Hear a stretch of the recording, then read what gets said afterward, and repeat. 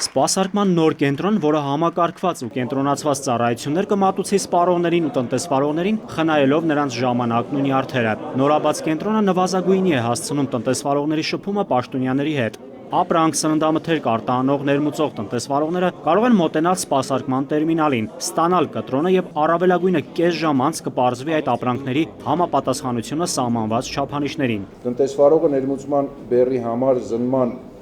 գումարը կարող է վճարել տեղակայված տերմինալում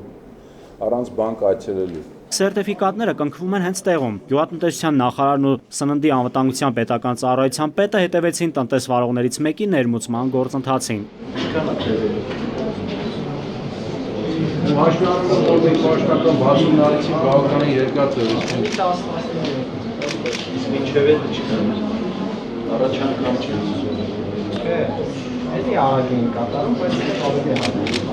Հիմա ավելի գեղեցիկ, ավելի լավ, մաքուր, սպասասրահը կա, կարևոր այնտեղ առաջ այնտեղ ահավոր էր։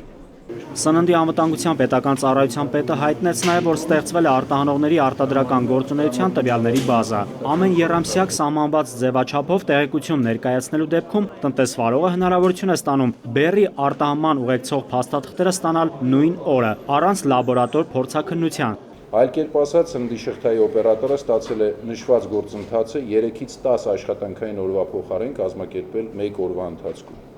Կոմիտաս 49-ի երկու հասցեի սպասարկման կենտրոնը կգործի աշխատանքային օրերին, առանց ընդմիջման։ Սննդի անվտանգության պետական ծառայության պետը հայտնեց նաև, որ նմանատիպ կենտրոններ կլինեն նաև հանրապետության մյուս մարզերում։ Նայիրի Մուրադյան, Արմեն Շահոյան, ժամը լրատվական։